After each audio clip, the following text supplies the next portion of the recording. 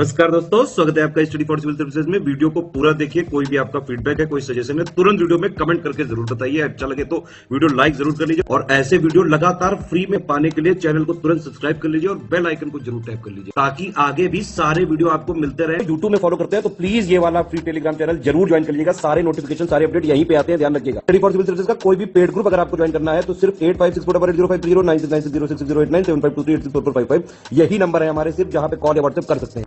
Instagram पे हमारा page जरूर फॉलो कर लीजिएगा, study for civil dot services है। ट्विटर पे हमको जरूर फॉलो कर लीजिएगा, @स्टडी फॉर सिविल्स है। सारे क्वेश्चन अटेम्प्ट करिए और स्कोर अपना तुरंत कमेंट करके बताइए। नमस्कार दोस्तों, स्टडी फॉर सिविल सर्विसेज में आप लोगों का स्वागत है।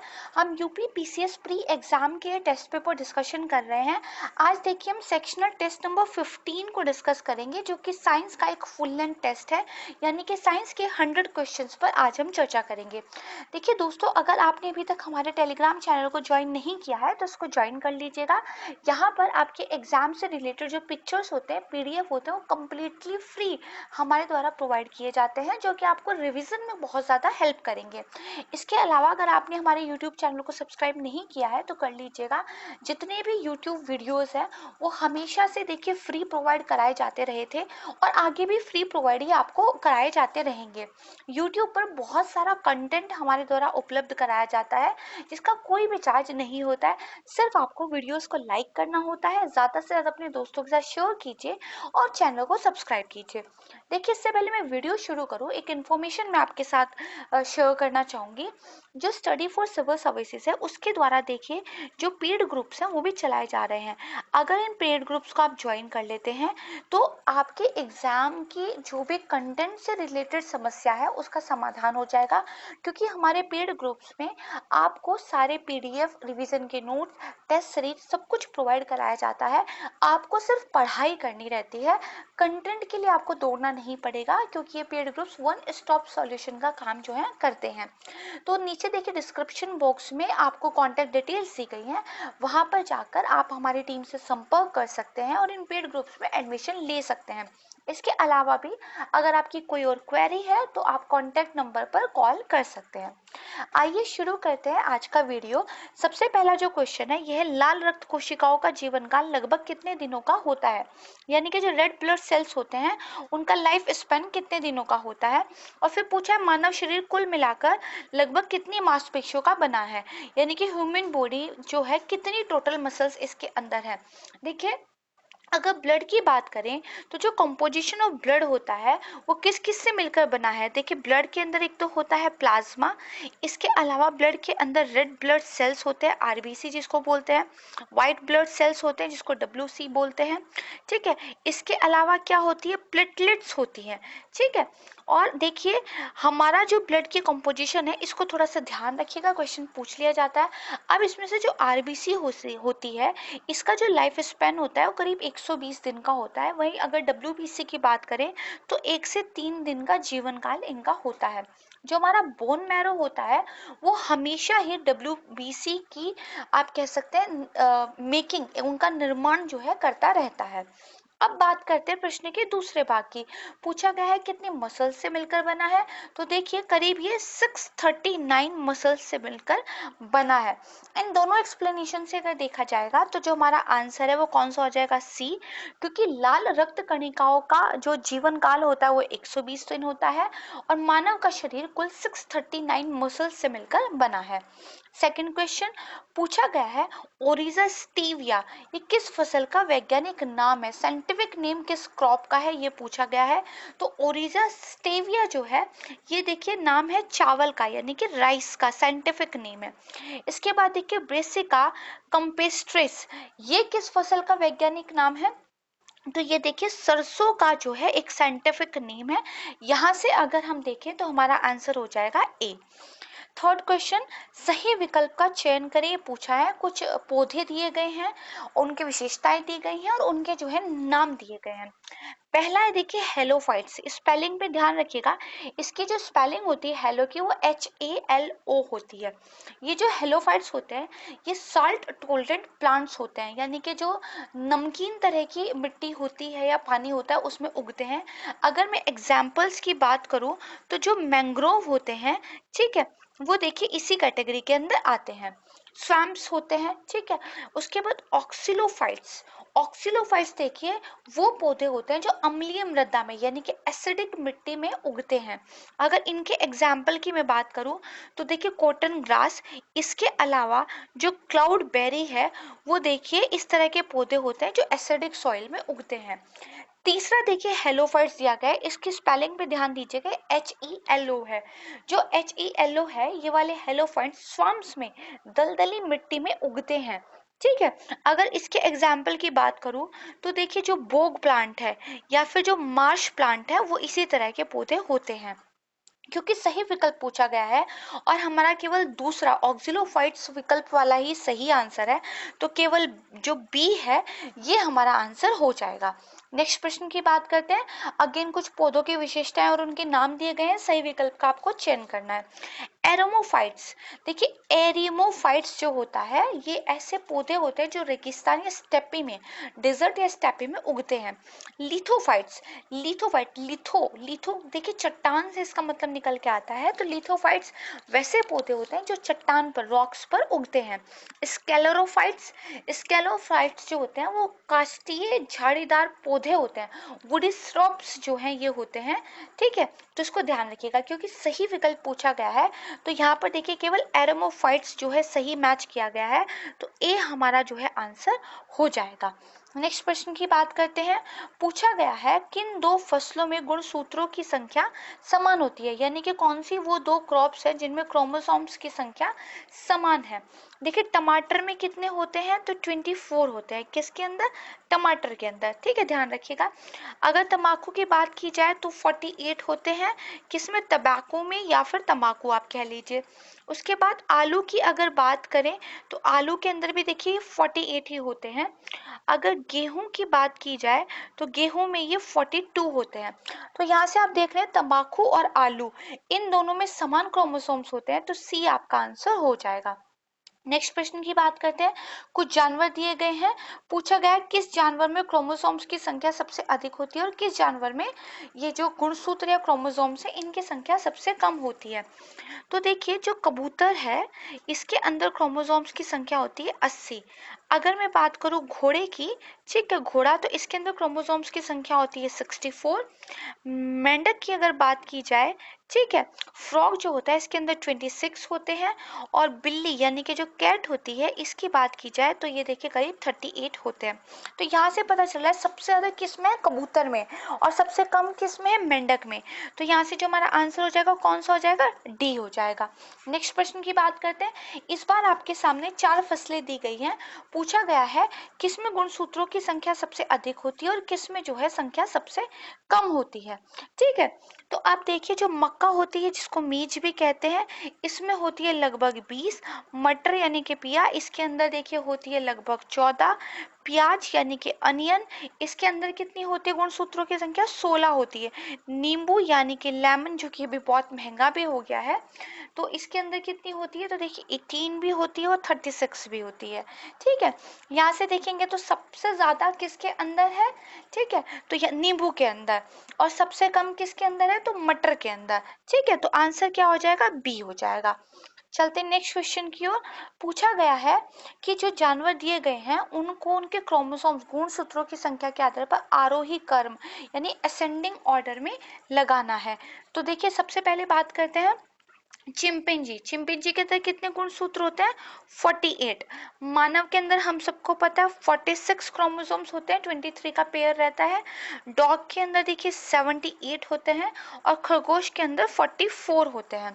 तो यहाँ से अगर आप मैच करेंगे तो असेंडिंग ऑर्डर में आपको लगाना है, तो जो ए है यानी कि सबसे पहले 4th आएगा, फिर 2nd आएगा, देन 1st आएगा, और एंड में क्या है, कुत्ता आएगा, यानी कि 78 वाला आएगा। ए आपका आंसर यहाँ से हो जाएगा। नेक्स्ट प्रश्न की बात करते हैं। गलत विकल्प का चयन आपको करना है। केराटिन वर्णक यानी कि जो केराटिन पिगमेंट होता है इसकी वजह से प्याज का रंग लाल होता है, ठीक है। तो देखिए स्टेटमेंट गलत है क्योंकि जो एंथोसाइनिन वर्णन होता है या फिर एंथोसाइनिक पिगमेंट कह लीजिए, इसकी वजह से प्याज का रंग लाल होता है। उसके बाद देखिए एंथोसाइनिन वर्णक के कारण हल्दी का रंग पीला होता है, ये भी गलत है क्योंकि करक्यूमिन वर्णक के कारण हल्दी का रंग जो है पीला होता है। ठीक है, फिर करक्यूमिक वर्णन के अनुसार गाजर का रंग नारंगी होता है, ये भी गलत है। कैरोटीन वर्णक के कारण देखिए जो गाजर है उसका रंग क्या होता है, नारंगी रंग का होता है। ठीक है, तो कैरोटीन ध्यान रखिएगा। यहाँ पर देखिए गलत विकल्प का चयन पूछा है, तो क्योंकि सारे ही गलत दिए गए हैं तो सी आपका आंसर हो जाएगा। नेक्स्ट प्रश्न की बात करते हैं, इस बार आपको सही विकल्प का चयन करना है। शलजम में चरपराहट यानी कि जो पंजेंसी होती है टर्निप में, वो किसकी वजह से होती है, वो बताया हुआ है एंथोसाइनिन वर्णन या एंथोसाइनिन पिगमेंट के कारण होती है। तो ये गलत बात है क्योंकि ये जो पिगमेंट पंजेंसी होती है जो टर्पन के अंदर, ये बेसिकली ऑक्सलेट वर्णक के कारण होती है। यहाँ पे देखिए ऑक्सलेट दिया हुआ है। इसके बाद सेकंड पूछा गया कैल्शियम ऑक्सलेट वर्णन के कारण गाजर का रंग लाल होता है, तो नहीं, एंथोसाइनिन वर्णक के कारण गाजर का रंग लाल होता है, ये भी गलत हो जाएगा। लाइकोपीन वर्णक के कारण टमाटर का रंग लाल होता है, ये बिल्कुल बात ठीक है। The colour of tomato is red due to the pigment lycopene, तो सही पूछा गया है और हमारा केवल थर्ड स्टेटमेंट ठीक है, तो डी हमारा जो है आंसर हो जाएगा। नेक्स्ट क्वेश्चन की बात करते हैं, सही विकल्प का आपको जो है चयन करना है। खीरे की जो कड़वाहट होती है वो कुकर ब्रिटिशन के वर्णक की वजह से होती है, सही बात है। प्याज में जो गंध होती है वो एलाइन प्रोपाइल डाइसल्फाइड के कारण होती है, ये भी बात ठीक है। और जो चने की पत्तियां होती है उसमें जो खट्टापन होता है ये ऑक्जेलिक अम्ल के कारण होता है, ये भी बात ठीक है। सही विकल्प पूछा गया है, सभी ठीक है, तो उपरोक्त सभी डी आंसर हो जाएगा। नेक्स्ट क्वेश्चन की बात करते हैं, 12th क्वेश्चन। कैप्सिनेथिन वर्णक के कारण आलू का रंग हरा होता है, the colour of potato is green due to the pigment capsanthin, तो देखिए ये गलत स्टेटमेंट है क्योंकि जो आलू का हरा रंग होता है वो सोलेनिन वर्णक की वजह से होता है। फिर देखिए क्वेरेसिटीन वर्णक के कारण प्याज का रंग पीला होता है, ये बात ठीक है क्योंकि जो आपका क्वेरेसिटीन होता है इसी की वजह से प्याज को येलोइश कलर मिलता है। फिर देखिए मिर्च का लाल रंग सोलेनिन की वजह से होता है, तो नहीं, कैप्सिनेथिन की वजह से मिर्च का जो है लाल रंग होता है। थर्ड गलत हो जाएगा, सेकंड ही हो जाएगा, तो क्योंकि केवल सेकंड स्टेटमेंट ठीक है तो बी हमारा आंसर हो जाएगा। नेक्स्ट प्रश्न की बात करते हैं, देखिए कुछ फसलें क्रॉप्स दी गई हैं, उनकी किस्में वेराइटीज जो है सामने दी गई है। ठीक है, आपको जो है मैच द फॉलोइंग करना है।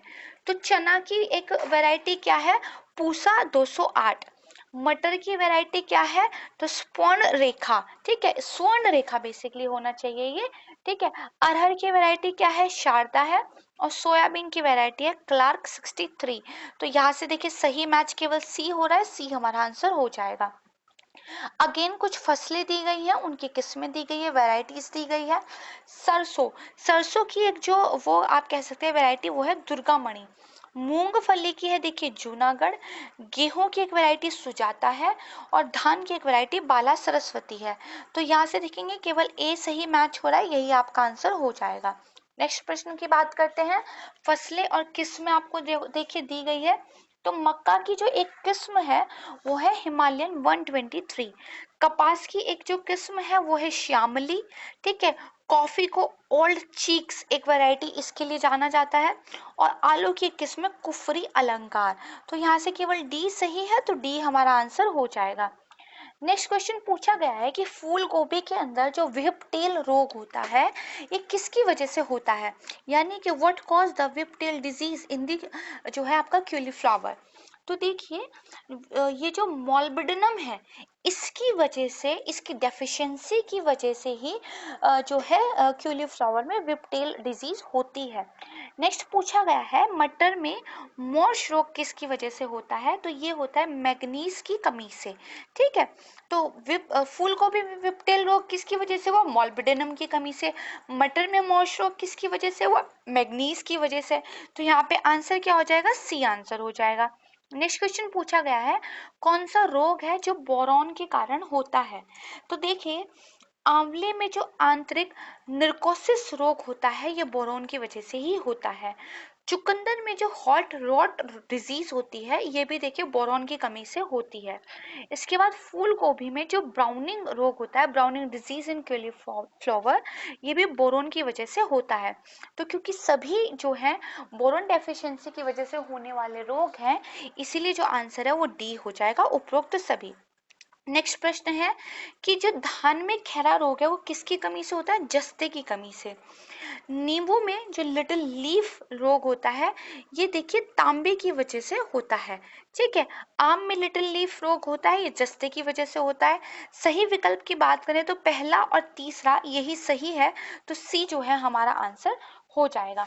नेक्स्ट प्रश्न की बात करते हैं, क्वेश्चन नंबर 19 पूछा गया है गोल्ड क्लोराइड कांच को रूबी जैसा रंग देता है, यानी कि कांच को कौन सा केमिकल कंपोजिशन, कैसा कलर देता है, ये पूछा गया है। आपको जो है सही विकल्प बताना है। तो गोल्ड क्लोराइड कांच को रूबी जैसा लाल रंग देता है। Gold chloride gives red like ruby colour to the glass, ये सही बात है। कैडमियम सल्फाइड कांच को नींबू जैसा हरा रंग देता है, तो देखिए गलत हो जाएगा, थोड़ा सा गलत है, क्योंकि जो कैडमियम सल्फाइड है वो कांच को नींबू जैसा पीला रंग देता है, येलोइश टोन देता है।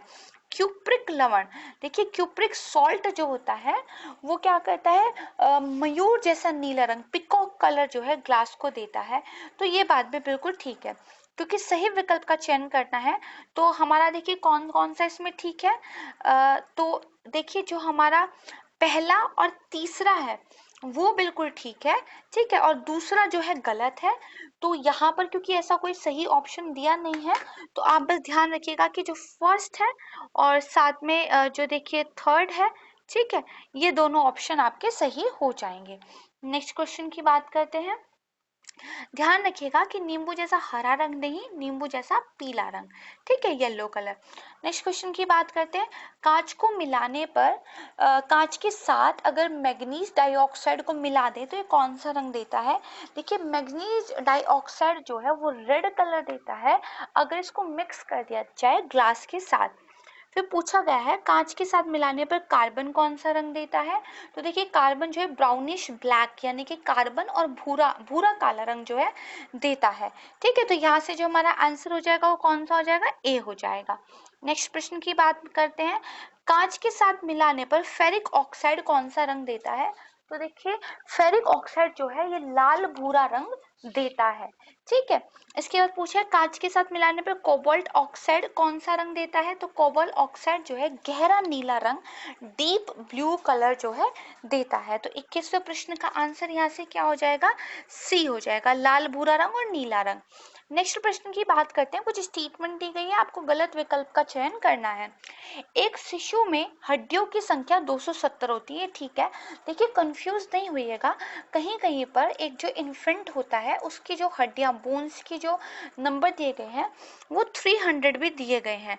ठीक है, तो अगर प्रश्न में 300 पूछा जाता है तो वो भी ठीक है, अगर प्रश्न में 270 पूछा जाता है तो ये भी ठीक है, क्योंकि कहीं पे अगर आप गूगल भी करेंगे तो कहीं पे 300 मिलेगा और कहीं पे 370 मिलेगा। एक बच्चे में अगर एक चाइल्ड की बात करें तो हड्डियों की संख्या 213 होती है, ठीक है, और एक वयस्क में हड्डियों की संख्या 206 होती है, ये भी ठीक है। देखिए जैसे जैसे हम बड़े होते जाते हैं ना तो बोन्स आपस में फ्यूज होने लगती हैं और फिर ये ग्रो टुगेदर होती है, यानी कि एक साथ फ्यूज होकर इनकी वृद्धि होती है। इसी वजह से एक इन्फेंट के अंदर जहाँ 270 या 300 हड्डियाँ होती हैं, वहीं एक अडल्ट के अंदर ये हड्डियों की संख्या कम होकर 206 हो जाती है। ठीक है, तो गलत विकल्प पूछा गया है, कोई भी गलत नहीं है, तो डी इनमें से कोई नहीं इसका आंसर हो जाएगा। फिर देखिए पूछा गया है कि जो यूरिन होता है उसके अंदर जो एलिमेंट्स मिलते हैं तो किस तत्व की मात्रा 0.2% से ज़्यादा मिलती है। तो देखिए यूरिन के अगर विभिन्न एलिमेंट्स की हम परसेंटेज की बात करें तो देखिए जो जल है इसकी सबसे ज़्यादा परसेंटेज होती है लगभग 96%। जो यूरिया होता है ये देखिए 0.2% होता है। ठीक है, वहीं अगर हम यूरिक अम्ल की बात करें तो यूरिक अम्ल कितना होता है?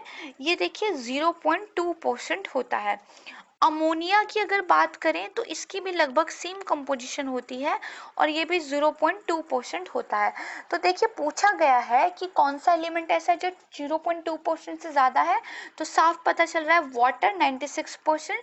तो यहाँ पर नहीं दिया गया है तो इनमें से कोई नहीं इसका उत्तर हो जाएगा, इनके डी इसका आंसर हो जाएगा। नेक्स्ट क्वेश्चन देखिए, सही विकल्प का आपको चयन करना है। कुछ आपके सामने चीजें दी गई हैं, उनके साइंटिफिक नेम्स दिए गए हैं, केमिकल कंपोजिशन भी आप बोल सकते हैं।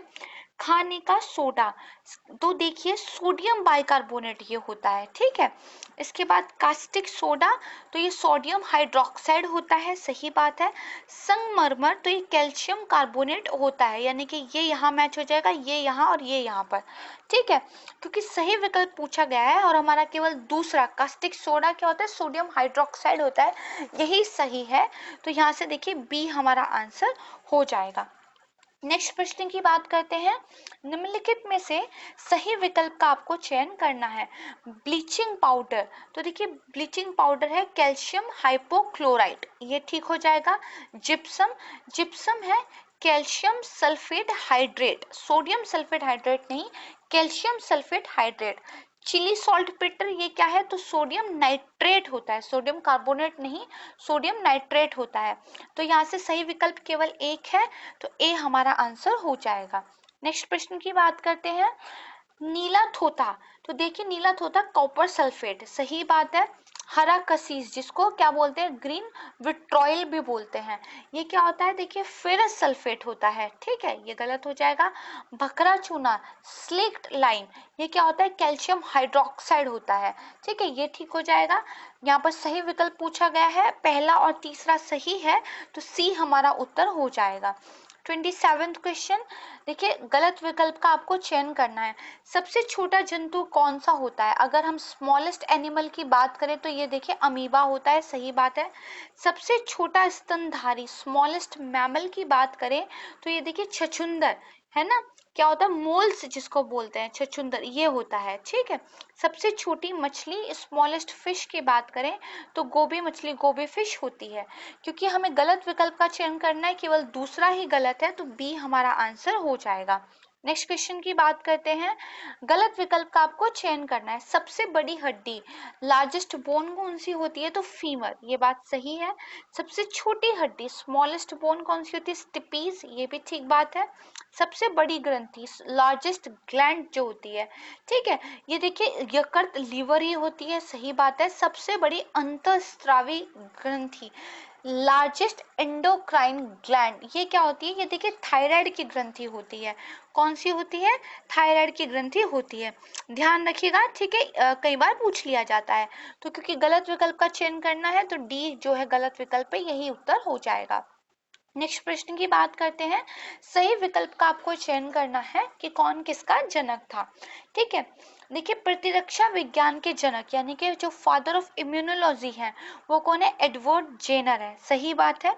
जीवाणु विज्ञान के जनक फादर ऑफ बैक्टीरियोलॉजी, तो इसके जनक है रॉबर्ट कोच, ठीक है।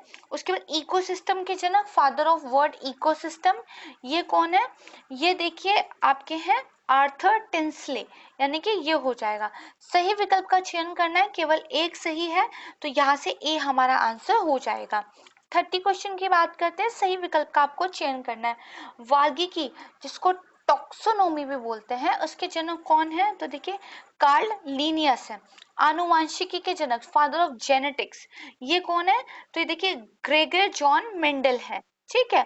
और सूक्ष्म जैविकी के जनक फादर ऑफ माइक्रोबायोलॉजी, तो ये देखिए लेइस पाश्चर है, ठीक है। तो यहाँ से सही पूछा गया है तो केवल तीसरा ही ठीक है, तो सी हमारा आंसर हो जाएगा। नेक्स्ट प्रश्न की बात करते हैं, ठीक है। पूछा गया है किसने जो है किसकी खोज की थी या किसने किस चीज को पहली बार बताया था, ठीक है। तो देखिए पोलियो से बचाव के लिए टीके की जो खोज की थी वो जोनास साल्क ने की थी, ये वाला एक्चुअली आएगा, ठीक है। तो क्या आएगा, पोलियो से बचाव के लिए टीके की खोज किसने की, जोनास साल्क ने, ठीक है। उसके बाद देखिए अगर बात करें कि जो आपका निश्चेतक के रूप में पहली बार क्लोरोफॉर्म का इस्तेमाल किया गया था, यानी कि first use chloroform as an anaesthetic, anaesthesia के रूप में इसका यूज किया था, तो किसने किया था? जेम्स सिम्पसन ने किया था, ये बात ठीक है। और इकोसिस्टम शब्द का प्रतिपादन किसने किया था? मैंने आपको अभी बताया, ऑर्थर टेंसले। ठीक है, तो यहाँ पर देखिए सही विकल्प पूछा गया है, तो सी जो है केवल 2 वो हमारा सही विकल्प हो जाएगा। नेक्स्ट प्रश्न की बात करते हैं। गलत विकल्प का चयन आपको करना है। ठीक है, कौन सा क्वेश्चन नंबर है? 32। तो देखिए पूछा गया है, आधुनिक शरीर रचना विज्ञान, फादर ऑफ मॉडर्न एनाटॉमी, ठीक है, ये किसको कहा जाता है? तो एंड्रियास वेसालियस, ये सही बात है। फिर उसके बाद देखिए, माइटोकॉन्ड्रिया का नामकरण किसने किया था? तो कॉल बेंडा ने किया था, ये भी बात ठीक है। आनुवंशिकी शब्द का प्रतिपादन, प्रोपाउंडेड द टर्म जेनेटिक्स, ये कौन थे? तो विलियम बेंटसन थे, ये भी ठीक है।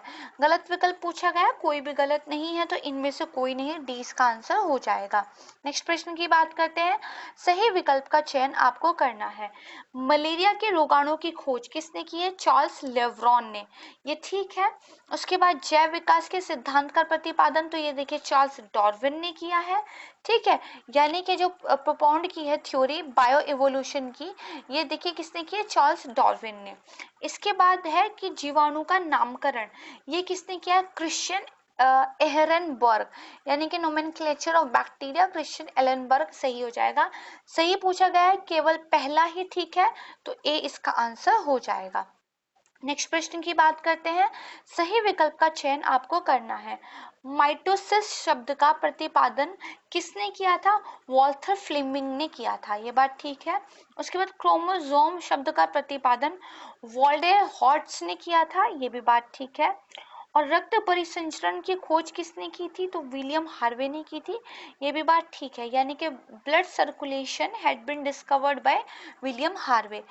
तीनों ही ठीक है, तो सी हमारा आंसर हो जाएगा। नेक्स्ट प्रश्न की बात करते हैं। देखिए कुछ प्रोडक्ट्स यानी कि उत्पाद दिए गए हैं, उनकी सोर्स यानी कि स्रोत जो है आपको बताना है। अफीम कहाँ से मिलता है? तो एक फल से, फ्रूट से मिलता है। हींग की बात करें तो ये जड़ से मिलता है। रबर देखिए तने से, स्टेम से मिलती है। और कुनेन देखिए छाल से, ठीक है, जिसको क्या बोला जाएगा? बाक भी बोला जाएगा, वहां से मिलता है। गलत विकल्प पूछा गया है, तो डी हमारा आंसर हो जाएगा। 36 क्वेश्चन की बात करते हैं। बड़ा पादप अंड, ठीक है, लार्जेस्ट प्लांट एग, ये क्या होता है? साइकस का पौधा, ठीक है, साइकस प्लांट ही है, ये बात ठीक हो जाएगी। उसके बाद है कि सबसे बड़ा पुमंग, यानी कि लार्जेस्ट जो आपका एंड्रोसियम है, ठीक है, ये क्या हो जाएगा? ये भी साइकस का पौधा हो जाएगा। फिर सबसे छोटा क्रोमोसोम, ठीक है, यानी कि जो आपका स्मॉलेस्ट क्रोमोसोम होता है किसके पास है? शैवाल के पास, यानी कि एल्गी, ठीक है, इसका आंसर क्या होगा? तो शैवाल होगा, ध्यान रखिएगा। इसके बाद सबसे बड़ा बीजांड, लार्जेस्ट ओवल्यू किसके पास होता है? साइकस का प्लांट। तो यहाँ से देखिए बी जो है उसका आंसर गलत दिया गया है, तो यहाँ पर बी ही हमारा उत्तर हो जाएगा। नेक्स्ट प्रश्न की बात करते हैं। पूछा गया है जीरोपथेलमिया, ये रोग किस विटामिन की कमी से होता है? देखिए विटामिन ए, जिसको रेटिनॉल भी बोलते हैं, उसकी डेफिशिएंसी की वजह से जीरोपथेलमिया ये रोग जो है हो जाता है, तो ए यहाँ पर हमारा क्या है? आंसर हो जाएगा। 38 क्वेश्चन, क्वाशिक्योर रोग ये किसकी कमी की वजह से होता है? तो देखिए जो क्वाशिक्योर रोग होता है ये प्रोटीन की कमी से हो जाता है, यानी कि अगर प्रोटीन की डेफिशिएंसी हो रही है तो क्वाशिक्योर रोग हो सकता है, तो सी आंसर हो जाएगा। फिर पूछा हुआ है कि जो ओस्टियोमलेशिया रोग है वो किसकी कमी से होता है, यानी कि osteomalacia disease caused due to deficiency of which of the following. तो देखिए जो प्रौढ़ होते हैं, जो अडल्ट्स होते हैं, यदि उनमें विटामिन डी की कमी हो जाए तो ओस्टियोमलेशिया नामक रोग हो सकता है। फिर पूछा हुआ है हेमरेज रोग निम्नलिखित में से किसकी कमी के कारण होता है? तो हेमरेज होता है विटामिन के की डेफिशिएंसी की वजह से। तो यहाँ पे देखिए ओस्टियोमलेशिया रोग हो गया कौन सा? Vitamin D. और हेमरेज रोग कौन सा हो गया? तो विटामिन के। तो यहाँ से जो हमारा आंसर हो जाएगा वो कौन सा हो जाएगा? डी हो जाएगा। ठीक है, नेक्स्ट प्रश्न की बात करते हैं। निक्टालोपिया रोग ये किस विटामिन की कमी के कारण होता है? तो निक्टा जो लोपिया है ये विटामिन ए की कमी से होने वाला कौन सा रोग है? सामान्य रतौंधी रोग है। ठीक है, ध्यान रखिएगा कि क्या है? सामान्य रतौंधी रोग है, यानी कि नाइट ब्लाइंडनेस है। और किसकी वजह से होता है? विटामिन ए की कमी की वजह से। क्योंकि ये नहीं दिया गया है तो यहाँ पे हमारा जो आंसर है वो डी हो जाएगा। नेक्स्ट प्रश्न की बात करते हैं। सही विकल्प का आपको चयन जो है करना है। मलेरिया ज्वर घरेलू मक्खी के द्वारा फैलता है, तो ये गलत हो जाएगा। हम सबको पता है कि जो मलेरिया ज्वर है वो मादा एनोफ्लीज मच्छर जो है इसकी वजह से होता है। फिर देखिए, पीत ज्वर मादा एंडीज इजिप्टी द्वारा फैलता है। ठीक है, ये बात बिल्कुल सही है कि जो येलो फीवर ट्रांसमिट होता है वो फीमेल एंडीज इजिप्टी की वजह से होता है। फिर हैजा देखिए एनोफ्लीज के द्वारा फैलता है, तो गलत बात है। हैजा घरेलू मक्खी जो होती है, हाउस फ्लाई जो होती है, उसकी वजह से कोलेरा यानी कि हैजा जो है होता है। ठीक है, तो ये भी गलत हो जाएगा। सही उत्तर पूछा गया है तो देखिए केवल 2 हमारा ठीक है, तो बी हमारा आंसर हो जाएगा। नेक्स्ट प्रश्न की बात करते हैं। सर्रा रोग, ठीक है, जो सर्रा डिजीज है वो किस मक्खी के द्वारा संचारित होती है? टेबनस मक्खी की वजह से। ठीक है, तो टेबनस ए इसका आंसर हो जाएगा। नेक्स्ट प्रश्न की बात करते हैं। सही विकल्प का आपको चयन करना है।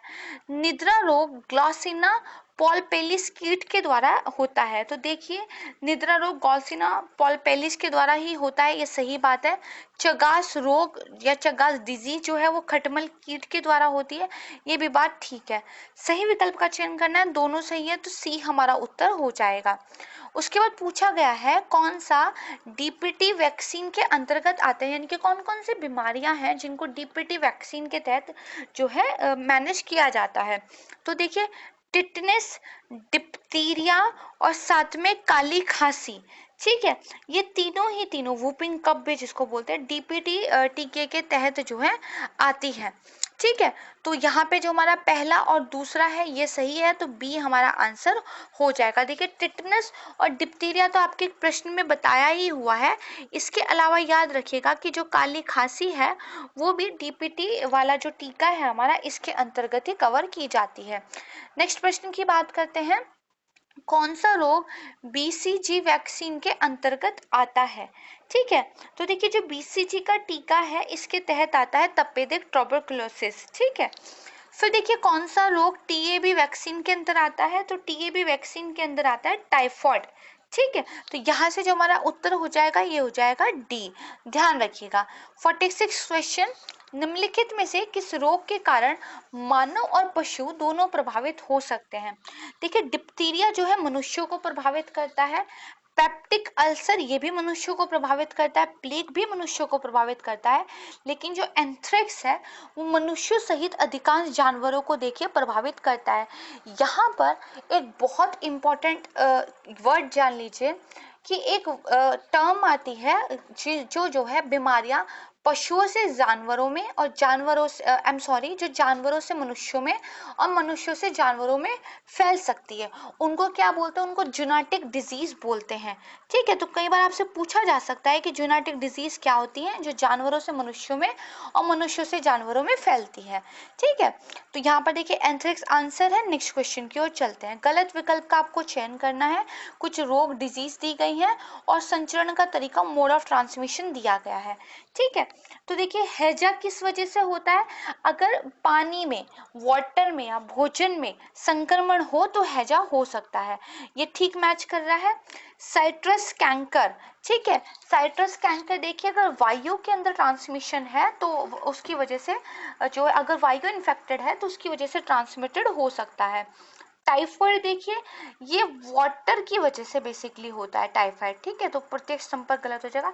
प्लेग जो होता है ये वायु से, क्योंकि एयर के अंदर जो ड्रॉपलेट्स होते हैं उसमें प्लेग के जो कीटाणु होते हैं वो रहते हैं, तो एयर की वजह से हो सकता है। इसके अलावा डायरेक्ट कांटेक्ट की वजह से भी देखिए प्लेग हो सकता है।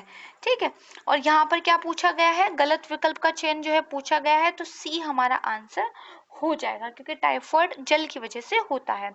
48 क्वेश्चन। सही विकल्प का चयन करें। इबोला मनुष्य कुछ जानवरों में फैल सकता है, सही बात है। खसरा देखिए केवल मनुष्यों में फैलती है, ना कि जानवरों में। जीका भी केवल देखिए मनुष्यों में फैलता है, ना कि जानवरों में। और चिकन पॉक्स भी देखिए केवल मनुष्यों में फैलता है, ना कि जानवरों में। तो सही विकल्प यहाँ पर कौन सा है? ए हो जाएगा, इबोला। नेक्स्ट क्वेश्चन की बात करते हैं, कौन सा रोग विषाणु या फिर कौन सी डिजीज वायरस के द्वारा ट्रांसमिट होती है? तो देखिए जो वायरस है उसकी वजह से ट्रांसमिट होने वाले डिजीज है हेपेटाइटिस बी, यानी कि सी उत्तर हो जाएगा। अगर बात करें एंथ्रेक्स की, साइट्रस कैंकर की और डिप्थीरिया की, तो ये तीनों ही किसकी वजह से? जीवाणु या फिर आप कह सकते हैं बैक्टीरिया की वजह से होने वाले रोग हैं।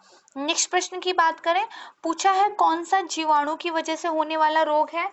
तो देखिए चिकनगुनिया, इबोला और खसरा, ये तीनों ही किसकी वजह से होते हैं? विषाणु की वजह से होते हैं, ठीक है, यानी कि वायरस की वजह से होते हैं। लेकिन बैक्टीरिया से होने वाला रोग है पेप्टिक अल्सर, तो ये हमारा उत्तर हो जाएगा। फिर पूछा गया है कौन सा रोग प्रोटोजोआ के द्वारा संचरित नहीं होता? तो देखिए पेचिस हो, है ना, या फिर क्या हो, काला अजार हो, या फिर निद्रा रोग हो, ठीक है, स्लीपिंग सिकनेस हो, ये तीनों के तीनों प्रोटोजोआ की वजह से होते हैं। लेकिन जो जीका है ये देखिए विषाणु या फिर आप कह सकते हैं वायरस की वजह से होने वाली बीमारी है, और यही आपका आंसर भी हो जाएगा। नेक्स्ट प्रश्न की बात करते हैं, कौन सा रोग दूषित जल, पॉल्यूटेड या कंटामिनेटेड वाटर की वजह से संचालित होता है? हमने अभी पढ़ा था देखिए कि जो आपका ये अमीबाइसिस है, अमीबाइसिस, ठीक है, ये दूषित पानी या भोजन की वजह से होता है। दाद, ये त्वचा से संपर्क, contact, skin to skin contact होता है, उसकी वजह से होता है। इबोला देखिए पशु से क्या होता है? मनुष्य में होता है, ठीक है, ध्यान रखिएगा। अगर हेपेटाइटिस बी की बात करें तो अगर ब्लड एक्सचेंज होता है तो उसकी वजह से ये हो जाता है, ठीक है, क्योंकि यहाँ पर दूषित जल पूछा हुआ है तो अमीबाइसिस जो है इसका आंसर हो जाएगा। नेक्स्ट क्वेश्चन की बात करते हैं, किस रोग की उष्मायन अवधि, उष्मायन अवधि को देखिए इंग्लिश में बोलते हैं इंक्यूबेशन पीरियड, यानी कि किस डिजीज का इंक्यूबेशन पीरियड 100 दिनों से ज्यादा हो सकता है। ये होता क्या है? देखिए वो समय जब किसी व्यक्ति को किसी पैथोजन ने क्या किया, इन्फेक्टेड कर दिया है, लेकिन जो लक्षण है बीमारी के या जो बीमारी का दिखना शुरू हुआ है उसके बीच में जो टाइम लगा है, यानी कि मान लीजिए आज आप किसी वायरस से प्रभावित हुए हैं, उसके संपर्क में आए हैं और वायरस ने आपको इन्फेक्टेड कर दिया है, लेकिन ये जो बीमारी है ये जो दिखनी शुरू होगी कुछ टाइम के बाद में, इसके बीच का ये जो टाइम पीरियड है इसी को देखिए इंक्यूबेशन पीरियड कहा जाता है, हिंदी में उष्मायन इसकी ट्रांसलेशन की गई है। तो पूछा गया कौन सी ऐसी बीमारी है जिसका इंक्यूबेशन पीरियड जो है 100 दिनों से अधिक हो सकता है? तो देखिए जो खसरा है यानी कि जो मीजल्स हैं उनकी इंक्यूबेशन जो होती है वो 3 से 5 दिनों की होती है, ठीक है। पोलियोमाइलाइटिस, इसकी जो अवधि होती है वो करीब 7 से 14 दिन की होती है।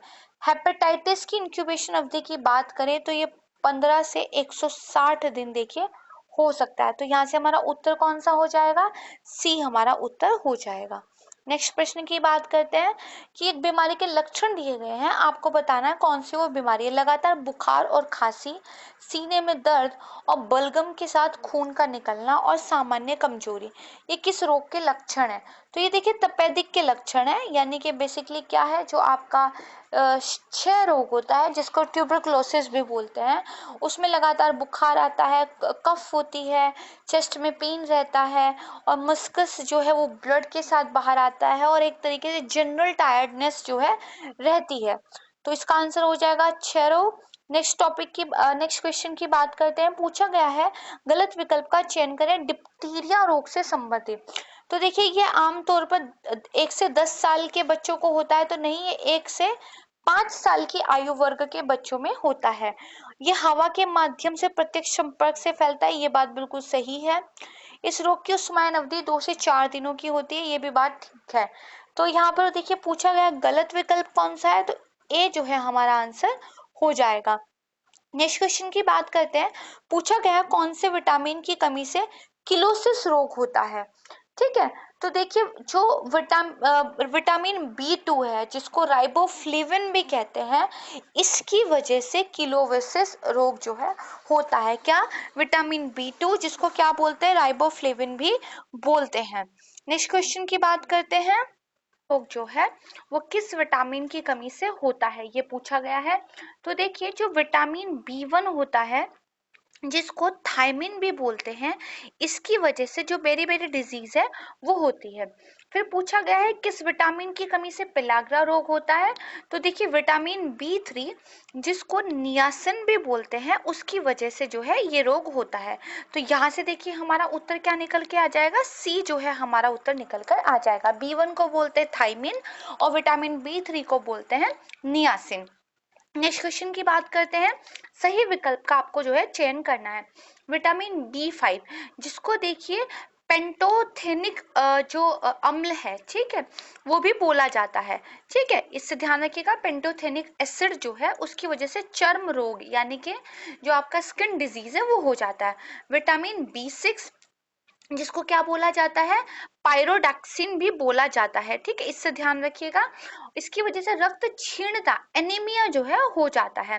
ठीक है, विटामिन B7 जिसको बायोटिन भी बोलते हैं। ठीक है, और आजकल बहुत ज्यादा फैशनेबल हो गया है बायोटिन को एक टैबलेट के रूप में या पाउडर के रूप में लेना। हालांकि हमेशा हेल्दी ईटिंग्स पर ज्यादा ध्यान रखना चाहिए। इसकी वजह से देखिए हेयर लॉस होता है। क्योंकि यहाँ पर तीनों ही सही दिए गए हैं तो डी हमारा आंसर हो जाएगा। नेक्स्ट क्वेश्चन की बात करते हैं। गलत विकल्प का आपको चयन करना है। विटामिन B7 जिसको क्या बोला जाता है? फॉलिक एसिड भी बोला जाता है। इसकी वजह से क्या हो जाती है? जो वृद्धि है, जो ग्रोथ है वो स्टंट हो जाती है, कुंठित हो जाती है। विटामिन B12 जिसको देखिए क्या बोला जाता है? साइनो जो है कोब्लामिन। ठीक है, साइनोकोब्लामिन, इससे ध्यान रखिएगा। इसकी वजह से देखिए जो नर्वस सिस्टम होता है उसमें एबनॉर्मेलिटी आ जाती है, यानी कि तंत्रिका तंत्र में असामान्यता हो जाती है। फिर विटामिन के, ठीक है, जिसको क्या बोला जाता है? नेप्थाक्वानिन। ठीक है, इससे ध्यान रखिएगा NAPTH से। इसकी वजह से क्या होता है? जो ब्लड होता है जब उसमें चोट लगती है तो क्लॉट नहीं बन पाता और जिसकी वजह से ब्लीडिंग रुकती नहीं है। ठीक है, तो चोट लगने पर रक्त का थक्का नहीं जमता। क्योंकि यहाँ पर भी देखिए सारे सही दिए गए हैं। अच्छा, इसमें पूछा गया है कि गलत विकल्प का जो है आपको चयन करना है। मैंने थोड़ा सा आपको यहाँ पे एक मिस्टेक बता दी कि जो फॉलिक एसिड है ये देखिए विटामिन B9 को बोला जाता है, ना कि विटामिन B7 को। और ये जो B9 है जिसको फॉलिक एसिड बोलते हैं, इसकी वजह से स्टंट ग्रोथ जो है होती है। ठीक है, अब गलत विकल्प का चयन करना है तो क्योंकि पहला गलत विकल्प है तो ए हमारा आंसर हो जाएगा। नेक्स्ट क्वेश्चन की बात करते हैं। इस बार आपको सही विकल्प का चयन करना है। विटामिन ए इसको क्या बोलते हैं? रेटिनॉल बोलते हैं। विटामिन B1 इसको थाइमिन बोलते हैं। विटामिन B2 इसको देखिए राइबोफ्लेविन बोलते हैं। और विटामिन B3 इसको नियासिन बोलते हैं। तो सही विकल्प क्या हो जाएगा? डी हो जाएगा। नेक्स्ट प्रश्न की बात करते हैं। अगेन सही विकल्प का आपको चयन करना है। विटामिन B5 क्या होता है? पेंटोथेनिक अम्ल होता है। ठीक है, पेंटोथेनिक एसिड होता है। विटामिन B6 क्या होता है? पायरिडॉक्सिन होता है, तो ये सामने ही दिया हुआ है। विटामिन B7 ये बायोटिन होता है। ठीक है, और विटामिन B9 ये क्या होता है? फॉलिक अम्ल होता है, फॉलिक एसिड होता है, जो कि मैंने आपको अभी ऊपर भी बताया था। ठीक है, तो यहाँ पर क्योंकि सही विकल्प का चयन करना है तो विटामिन BC पायरिडॉक्सिन ये जो है सही उत्तर हो जाएगा। 62 क्वेश्चन की बात करते हैं। सही विकल्प का आपको चयन करना है। विटामिन सी ये होता है एस्कॉर्बिक अम्ल। ठीक है, विटामिन डी ये होता है आपका कैल्सीफेरॉल, आसान है। विटामिन ई टोकोफेरॉल, आसान है। विटामिन के नेफ्थिक्विनोन, अभी थोड़ी देर पहले बताया था। सही विकल्प का चयन करना है तो विटामिन ई टोकोफेरॉल मैच कर रहा है, यही उत्तर हो जाएगा। 63 क्वेश्चन। सही विकल्प का आपको जो है यानी कि करेक्ट ऑप्शन आपको बताना है। पेप्सिन नामक जो एंजाइम है वो स्टार्च का पाचन करता है। देखिए जो एंजाइम होता है ना जो डाइजेस्ट करता है स्टार्च को, उसका नाम दरअसल टाइलिन होता है। ठीक है, क्या होता है? टाइलिन। तो ये देखिए आप क्या है यहाँ पे इसकी जो स्पेलिंग होती है बेसिकली वो पी से शुरू होती है, पीस में साइलेंट रहता है। ठीक है, इसको कुछ इस तरीके से लिखते हैं। तो टाइलिन क्या करता है? ये हमारा जो स्टार्च होता है उसको डाइजेस्ट करने में काम आता है। उसके बाद देखिए पूछा गया है कि प्रोटीन का पाचन कौन करता है। तो प्रोटीन का जो पाचन करता है ये देखिए पेप्सिन करता है, ठीक है। यानी कि इसमें क्या करती है, स्टेटमेंट को घुमा कर रिवर्स कर कर पूछ लिया गया है। तो पेप्सिन करता है प्रोटीन का पाचन और टाइलिन करता है स्टार्च का पाचन। तो क्योंकि सही विकल्प पूछा गया है और दोनों ही गलत मैच हैं, तो डी हमारा इनमें से कोई नहीं आंसर हो जाएगा। फिर देखिए पूछा गया है 64th क्वेश्चन में कि सही विकल्प का चयन करें। रॉबर्ट ब्राउन ने केंद्रक झिल्ली यानी कि जो न्यूक्लियस मेम्ब्रेन होती है उसकी खोज की थी। तो देखिए न्यूक्लियस मेम्ब्रेन या केंद्रक झिल्ली जो है इसकी जो खोज की थी वो की थी जो आपके जॉन एफ हार्टविंग थे, ठीक है, इन्होंने की थी। तो ध्यान रखिएगा कि जो आपकी न्यूक्लियस झिल्ली है इसकी खोज किसने की थी, तो ये की थी जॉन एफ हार्टविंग ने। उसके बाद देखिए बात करते हैं कि परमाणु की खोज किसने की थी, ठीक है। तो देखिए जो जॉन एफ हार्टविंग है ना, इनका मैंने बता दिया इन्होंने केंद्रक झिल्ली की खोज की थी। उसके बाद देखिए लाइसोसोम की अगर बात करें तो लाइसोसोम की खोज दरअसल की थी ये की थी क्रिश्चियन डी डुवे ने, इनका नाम बिल्कुल सही बताया गया है। अच्छा यहाँ पे परमाणु ने केंद्रक ये आना था क्योंकि ये देखिए यहाँ पर इंग्लिश में देखिए न्यूक्लियस दिया हुआ है। तो न्यूक्लियस की खोज किसने की थी, न्यूक्लियस की खोज की थी रॉबर्ट ब्राउन ने। इतना ध्यान रखिएगा अगर आती है न्यूक्लियस मेम्ब्रेन की बात तो जॉन एफ हार्टविंग का नाम आएगा, और अगर न्यूक्लियस की बात आती है तो रॉबर्ट ब्राउन का नाम जो है आएगा। क्योंकि 64th क्वेश्चन में जो है आपसे केवल सही विकल्प पूछा गया है और हमारा थर्ड स्टेटमेंट सही है, तो बी हमारा आंसर यहाँ पर हो जाएगा। नेक्स्ट क्वेश्चन की बात करते हैं। देखिए 65 क्वेश्चन, सही विकल्प का चयन आपको करना है, ठीक है। तो देखिए पहला दिया गया है क्लोरोप्लास्ट, ये किससे रिलेटेड है, विल्हेम शिम्सर से। फिर राइबोसोम, ये किससे रिलेटेड है, जॉन एमिल प्लाडे से।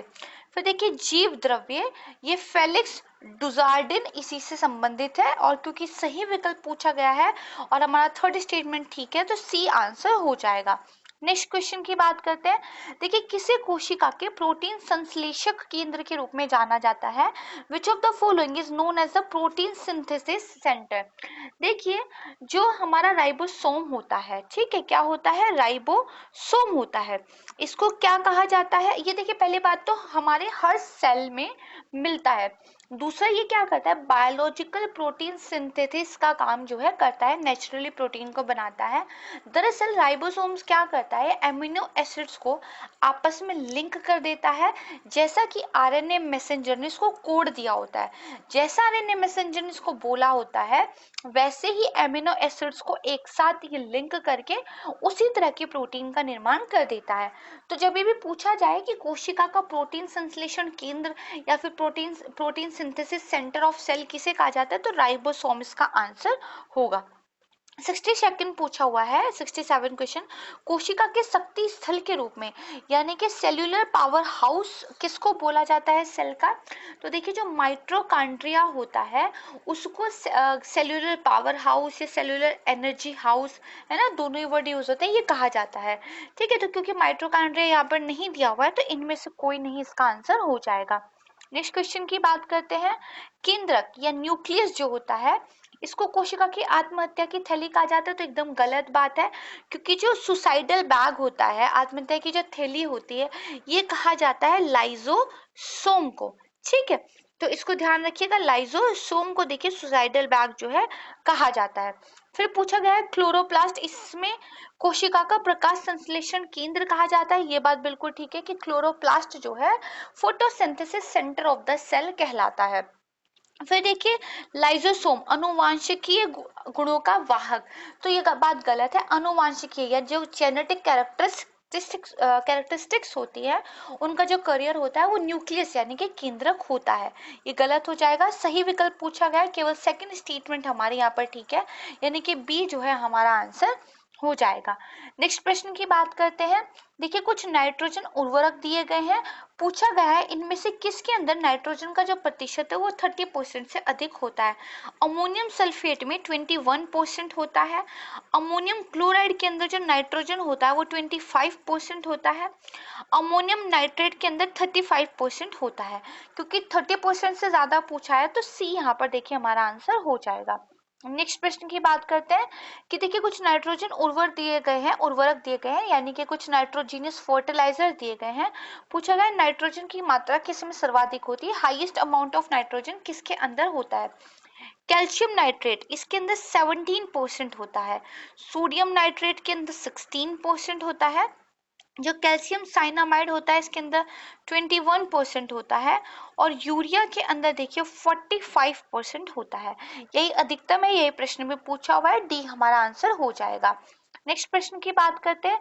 किस फास्फेट उर्वरक में फास्फेट सर्वाधिक मात्रा में पाया जाता है, यानी कि फास्फेट फर्टिलाइजर जो है उसमें से किस में फास्फेट जो है मैक्सिमम क्वांटिटी में मिलता है।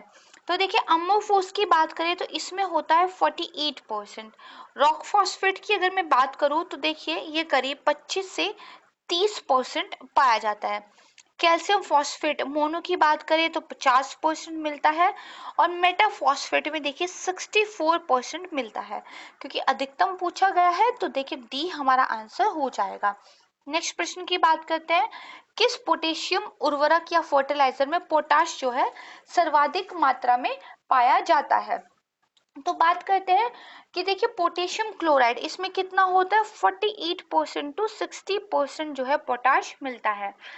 पोटेशियम सल्फेट के अंदर 48 टू 50% मिलता है। कैनेट के अंदर करीब 12 से 16% होता है। और पोटेशियम नाइट्रेट के अंदर करीब 44% होता है। अधिकतम देखिए कौन सा पूछा है तो पोटेशियम क्लोराइड इसका आंसर हो जाएगा। फिर देखिए पूछा गया है किसका ऊष्मीय मान यानी कि जो हाईएस्ट कैलोरीफिक वैल्यू होती है वो किसकी है, पूछा किसमें है किलो जूल प्रति ग्राम में। तो देखिए जो पेट्रोल का आप कह सकते हैं कैलोरीफिक वैल्यू है वो कितनी है तो 45,000 है, 45K है। मृदा तेल की अगर बात करें तो ये भी करीब 45K ही हो जाती है। डीजल भी देखिए 45K ही है। लेकिन जो मिथेन है वो लगभग 50K है। तो यहाँ से जो हमारा आंसर है वो कौन सा हो जाएगा, डी हमारा आंसर हो जाएगा। नेक्स्ट क्वेश्चन की बात करते हैं। किसका ऊष्मीय मान सबसे कम होता है किलो जूल प्रति किलोग्राम में आपको बताना है। सीएनजी 50K इसका आंसर होगा। एलपीजी तो 55K इसका आंसर होगा। जो जैव गैस होती है इसका देखिए 35 टू 40K इसका आंसर होगा। हाइड्रोजन के अंदर तो बहुत ज्यादा होती है, ये करीब 1.5 लाख होती है यानी कि 1,50,000 के लगभग होता है। तो क्योंकि सबसे कम पूछा गया है तो जैव गैस यानी कि जो आपकी बायोगैस होती है वो इसका आंसर हो जाएगा। नेक्स्ट क्वेश्चन की बात करते हैं। देखिए सामान्य नाम दिया गया है और उनका आईयूपीएसी नाम जो है पूछा गया है, ठीक है, आईयूपीएसी नेम। फॉर्मिक अम्ल इसको क्या बोला जाता है, मेथनोइक अम्ल या मेथनोइक एसिड। कार्बोनिक अम्ल इसको क्या बोला जाता है, कार्बोनिक अम्ल ही इसका नाम देखिए है, ठीक है। एसिटिक अम्ल तो एसिटिक अम्ल बिल्कुल सही मैच किया गया। एंथेनोइक अम्ल, ठीक है। प्रोपेनोइक अम्ल तो देखिए इसको भी प्रोपेनोइक अम्ल ही बोलते हैं। तो यहाँ से सी जो है हमारा राइट आंसर हो जाएगा। देखिए पूछा गया है किस पदार्थ का पीएच मान जो है 4 या 4 से अधिक होता है यानी कि एसिडिक होता है। तो देखिए नींबू का जो मान है वो कितना होता है, करीब 2.2 से लेके 2.4 तक यानी कि हाईली एसिडिक है। सिरके की बात करें तो ये 2.4 से लेकर करीब 3.4 है, एसिडिक है लेकिन नींबू से कम है। शराब की बात करें तो 2.8 से लेकर 3.8 है। और टमाटर का जूस की अगर बात करें तो आपको यकीन नहीं होगा, ये देखिए कितना है 4 से 4.4 है, थोड़ा लेस एसिडिक है, ठीक है। तो यहाँ से आपने देखा पूछा क्या गया है कि किसका पीएच मान 4 या 4 से अधिक है, तो टमाटर का जूस जो है इसका आंसर हो जाएगा। नेक्स्ट क्वेश्चन की बात करते हैं। किन दो पदार्थों में अम्लीय और क्षारीय दोनों प्रकार के पीएच मान होते हैं। देखिए कैसे पता चलता है कि कोई चीज अम्लीय या क्षारीय है। ये देखिए आपके पास एक स्केल होती है जिसके सेंटर में होता है 7। अगर ये 7 से लेस जाता है तो देखिए क्या होता है, वो चीज अम्लीय होती है। जैसे हमने देखा नींबू का कितना था, लगभग 2.5% था।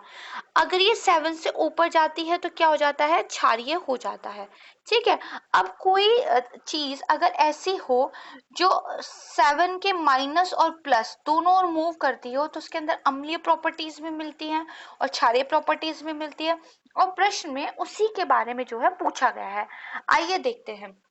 अगर बात करें सबसे पहले कॉफी की, तो देखिए कॉफी जो होती है वो करीब 4.5 से 5.5 के बीच में होती है, तो कम्प्लीटली एसिडिक हो गई। ठीक है। बियर की बात करें तो ये 4 पॉइंट से लेकर कितनी 5 हो गई, तो ये भी देखिए एसिडिक हुआ। अगर ह्यूमन यूरिन की बात करें तो ये देखिए 5.5 से लेकर कौन सा होता है, 7.5 होता है। 7 अबव चला गया और 7 बिलो चला गया, यानी कि जो ह्यूमन यूरिन है ये देखिए क्षारीय भी होता है और अम्लीय भी होता है। इसी तरह मानव की लार या जो स्लाइवा होता है वो 6.5 से 7.5 होता है। ये भी स्केल के दोनों तरफ है। ठीक है। तो यहाँ से हमारा जो आंसर निकल जाएगा वो कौन सा हो जाएगा, बी हो जाएगा। यानी कि जो ह्यूमन यूरिन है और ह्यूमन स्लाइवा है ये एसिडिक भी होता है और क्या है, बेसिक भी होता है। ठीक है, अल्कलाइन भी होता है। नेक्स्ट क्वेश्चन की बात करें, सही विकल्प का देखिए चयन आपको करना है।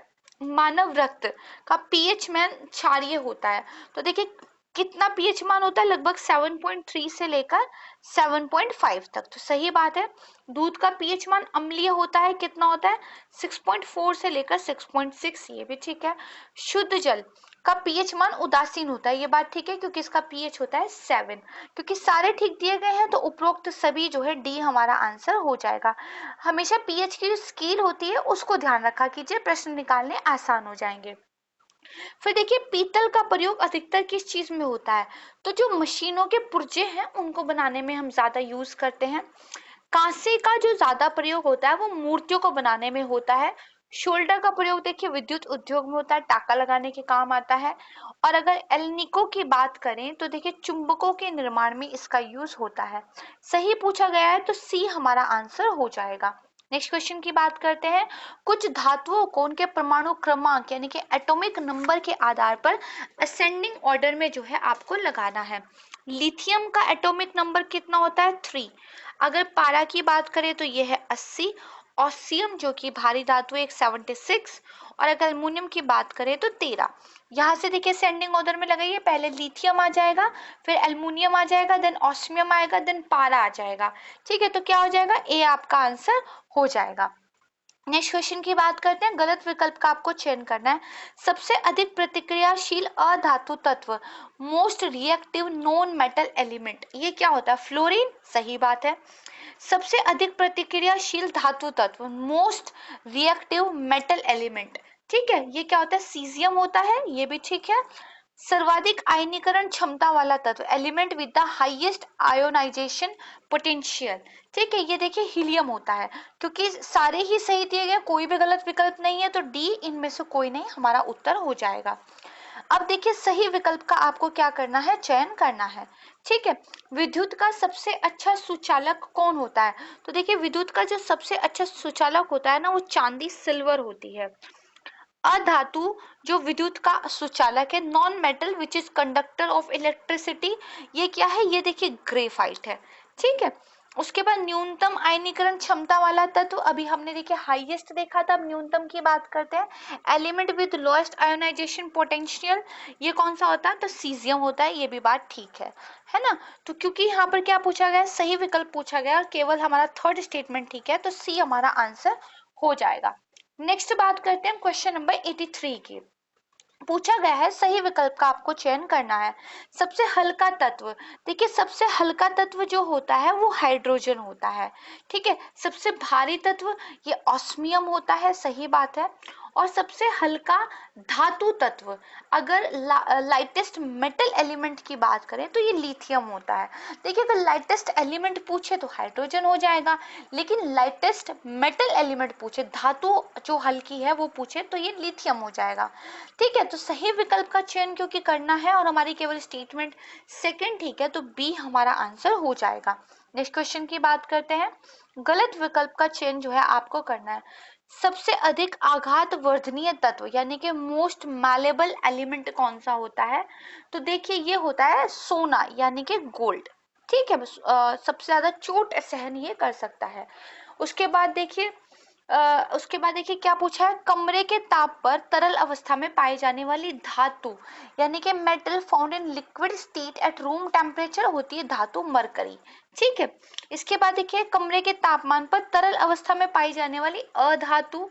तो देखिए कमरे के तापमान पर रूम टेम्परेचर पर लिक्विड स्टेट में कौन सी नॉन मेटल होती है? तो ब्रोमीन होती है। तो स्टेटमेंट 2 और सेकंड और थर्ड हमारे ठीक है, फर्स्ट स्टेटमेंट गलत है क्योंकि गलत पूछा है, तो ए जो है हमारा आंसर हो जाएगा। नेक्स्ट क्वेश्चन की बात करते हैं। सही विकल्प का चयन आपको करना है। मानव शरीर में सर्वाधिक मात्रा में पाया जाने वाला तत्व ऑक्सीजन है, ये बात ठीक है, कई बार एग्जाम में पूछा भी जा चुका है, मध्य प्रदेश के एग्जाम में पूछा गया था। मिट्टी के तेल में देखिए किस तत्व को रखते हैं? तो मिट्टी के तेल में जो है सोडियम को रखा जाता है, ध्यान रखिएगा। हड्डी और दांतों के विकास में शामिल मुख्य तत्व कौन सा है? तो जो मेन एलिमेंट है involve in the development of bones and teeth, ये देखिए कैल्शियम है। क्योंकि यहाँ से सभी सही दिए गए तो उपरोक्त सभी डी हमारा आंसर हो जाएगा। नेक्स्ट क्वेश्चन की बात करते हैं। कपास बनाते समय किस घटक का उपयोग सबसे अधिक मात्रा में होता है? Which of the following component is used in maximum quantity while making the cotton? ठीक है, और पूछा गया है कि किस घटक का उपयोग सबसे कम मात्रा में होता है, यानी कि अगर आप कॉटन बना रहे हो तो आपको दो एलिमेंट बताने हैं, सबसे ज्यादा मात्रा में कौन सा तत्व यूज होता है, सबसे कम कौन सा यूज होता है। देखिए अगर कपास की रासायनिक संरचना की बात करें, केमिकल कंपोजिशन की बात करें, तो जो सेलुलोज होता है ये काफी ज्यादा परसेंटेज में मिलता है। कितना होता है? लगभग 91%। ठीक है, उसके बाद देखिए जो जल होता है यानी कि वाटर, ये कितना होता है? 7.85%। ठीक है, इसके बाद जो तीसरा एलिमेंट है वो होता है प्रोटोप्लाज्म। प्रोटोप्लाज्म होता है 0.55%, इसको पीपीपी से आप ध्यान रखिएगा। ठीक है, इसके बाद वसीय अम्ल जिसको फैटी एसिड भी कहते हैं, ये कितना होता है? 0.40%। उसके बाद खनिज लवण यानी कि जो हमारे मिनरल सॉल्ट होते हैं, ये देखिए 0.2% मिलता है। तो यहाँ से अगर मैं देखूं तो सबसे ज्यादा क्या यूज हो रहा है? सेल्यूलोज यूज हो रहा है। ठीक है, और सबसे कम क्या यूज हो रहा है? तो खनिज लवण यूज हो रहे हैं। तो सी देखिए हमारा आंसर यहाँ से हो जाएगा। नेक्स्ट क्वेश्चन की बात करते हैं। कौन सा तत्व जो है भू प्रॉपर्टी में 2% से अधिक मिलता है, यानी कि कौन सा एलिमेंट है जो अर्थ क्रस्ट में 2% से ज्यादा मिलता है? तो देखिए अगर हम बात करें कैल्शियम की तो 2% के लगभग ये मिलता है। मैग्नीशियम तो ये होता है 4%। पोटेशियम पोटेशियम कितना होता है? 2% होता है। सोडियम भी 2% होता है। इसके अलावा देखिए जो ऑक्सीजन होता है ये 47% होता है। अगर सिलिका की बात करूं मैं, ठीक है, तो सिलिका देखिए करीब 28% होता है। एल्यूमिनियम की बात करूं तो ये 8% होता है। ठीक है, अगर लोहे की बात करूं, फेरिक की बात करूं तो ये करीब 5% होता है। ठीक है, बाकी मैंने आपको बता ही दिए। तो यहाँ से अगर देखा जाए तो इन वाले ऑप्शन में से कौन सा ऐसा है जो 2% से ज्यादा होता है? तो वो है मैग्नीशियम। तो बी हमारा आंसर हो जाएगा। नेक्स्ट क्वेश्चन की बात करते हैं। कुछ एलिमेंट्स है उनको अवरोही यानी कि डिसेंडिंग ऑर्डर में लगाना है भू प्रॉपर्टी में कुल संरचना में उनके प्रतिशत के आधार पर। ठीक है, तो भू प्रॉपर्टी में जो पाए जाने वाले तत्व हैं मैंने आपको अभी बताया। ऑक्सीजन कितना मिलता है? 47% मिलता है। सिलिका कितना होता है? सिलिकॉन देखिए 28% होता है। एल्युमिनियम 8% होता है। और जो आयरन है ये कितना होता है? 5% होता है। अब आपको क्या लगाना है? डिसेंडिंग ऑर्डर में लगाना है। तो सबसे पहले आ जाएगा ऑक्सीजन, उसके बाद सिलिका, उसके बाद एल्युमिनियम, उसके बाद आयरन। ठीक है, तो यहाँ से देखिए कौन सा हमारा आंसर हो जाएगा? ये हो जाएगा डी। ठीक है, तो फर्स्ट, सेकंड, थर्ड, फोर्थ इसी क्रम में आ जाएंगे। नेक्स्ट क्वेश्चन की बात करते हैं कि देखिए निम्नलिखित तत्वों को आरोही क्रम में लगाना है संपूर्ण पृथ्वी की कुल संरचना में उनके प्रतिशत के आधार पर।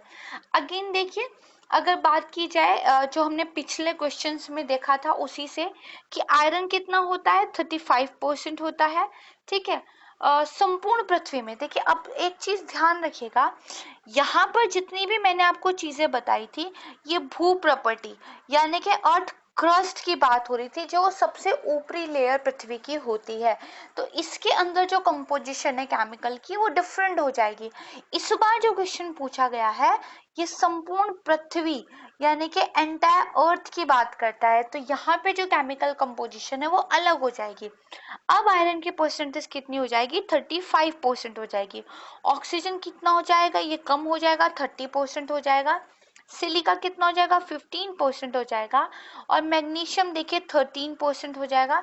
इसके अलावा निकल मिलता है, निकल लगभग 2% होता है। इसके अलावा देखिए सल्फर मिलता है, सल्फर भी 2% होता है। इसके अलावा देखिए आपका कैल्शियम मिलता है, कैल्शियम लगभग 1% होता है। एल्युमिनियम मिलता है और ये भी 1% मिलता है। ठीक है, अब यहाँ से देखिए अगर आपको आरोही क्रम में लगाना हो तो जो ए है यानी कि सबसे पहले मैग्नीशियम, फिर सिलिका, फिर ऑक्सीजन और फिर आयरन, ये आएगा, ये आपका आंसर हो जाएगा। नेक्स्ट क्वेश्चन की बात करते हैं, गलत विकल्प का आपको चयन जो है करना है। फॉस्फोरस की जो ज्यामितीय आकृति होती है वो चतुष्फलीय होती है। The geometric shape of phosphorus क्या होती है आपके, टेट्राहेड्रल, ये बात सही है। फॉस्फरीन की ज्यामितीय आकृति पिरामिड की तरह की होती है। The geometric shape of phosphine is like pyramid, ये भी बात ठीक है। हाइड्रोजन सल्फाइड की ज्यामितीय आकृति अष्टफलकीय होती है। The geometric shape of hydrogen sulphide is octahedral, ये देखिए गलत है, क्योंकि कैसी होती है, कोणीय होती है, एंगुलर होती है। हाइड्रोजन सल्फाइड की जो ज्यामितीय आकृति होती है वो क्या होती है, एंगुलर होती है, कोणीय होती है, इसको ध्यान रखिएगा। तो क्योंकि गलत विकल्प पूछा है, थर्ड स्टेटमेंट हमारी गलत है, तो सी हमारा आंसर हो जाएगा। नेक्स्ट क्वेश्चन की बात करते हैं, पूछा गया है कि 0 डिग्री सेल्सियस पर कौन सा माध्यम ऐसा है जिसमें ध्वनि की जो गति है वो सबसे कम होती है। तो ये देखिए जो ध्वनि की गति है वायु में 0 डिग्री सेल्सियस पर मीटर पर सेकंड की अगर बात करें तो सबसे कम जो है होती है। नेक्स्ट क्वेश्चन की बात करते हैं, शीशा संचायक सेल का विद्युत वाहक बल कितना होता है, यानी कि what is the electromotive force of a lead accumulator cell. और दूसरा पूछा है 6 सेल वाली कार बैटरी होती है उसका विद्युत वाहक बल कितना होता है, और what is the electromotive force of a 6 cell car battery. तो देखिए जो सीसा संचायक सेल विद्युत वाहक बल है वो होता है 2 वोल्ट का, और जो 6 सेल वाली कार बैटरी का विद्युत वाहक बल है वो होता है 12 वोल्ट का।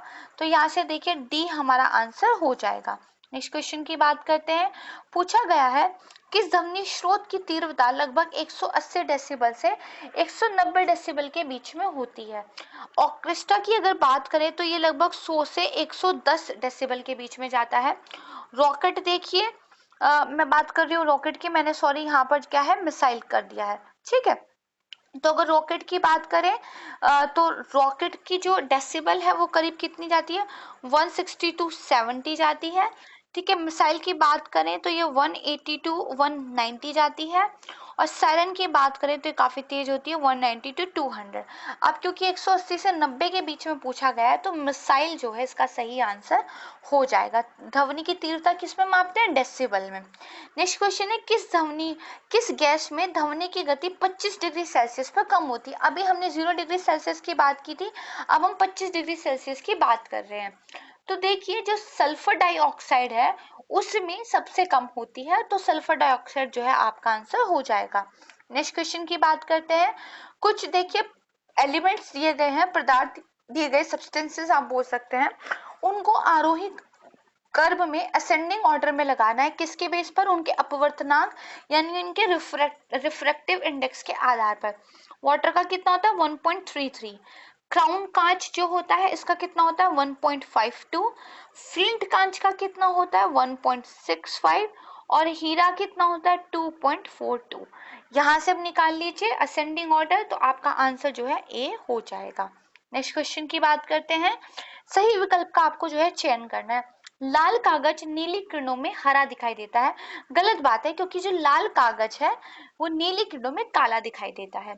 हरा कागज नीली किरणों में गुलाबी दिखाई देता है, ये भी गलत है, क्योंकि हरा कागज नीली किरणों में काला दिखाई देता है। पीला कागज नीली किरणों में काला दिखाई देता है, ये बात भी बिल्कुल ठीक है। तो क्योंकि सही विकल्प का आपको चयन करना है, स्टेटमेंट थर्ड हमारी सही है, तो सी हमारा आंसर हो जाएगा। नेक्स्ट क्वेश्चन की बात करते हैं, प्रकाश की गति तारपीन के तेल में कितने मीटर पर सेकंड होती है? तो देखिए प्रकाश की गति तारपीन के तेल में 2.04 इंटू 10⁸ मीटर पर सेकंड होती है। तो उत्तर क्या हो जाएगा? बी हो जाएगा। नेक्स्ट क्वेश्चन की बात करते हैं, सही विकल्प आपको चयन करना है। एक पाउंड में कितने किलोग्राम होते हैं? तो 0.45 किलोग्राम होते हैं, एक बात ठीक है। एक डाइन में 10⁻⁻5 न्यूटन होते हैं, ये भी ठीक है। एक अर्ग में ERG इसको बोलते हैं, देखिए यहाँ लिखा है। एक अर्ग में 10⁻⁻7 जूल होते हैं, ये भी ठीक है। सारे ठीक है, तो उपरोक्त सभी हमारा आंसर हो जाएगा।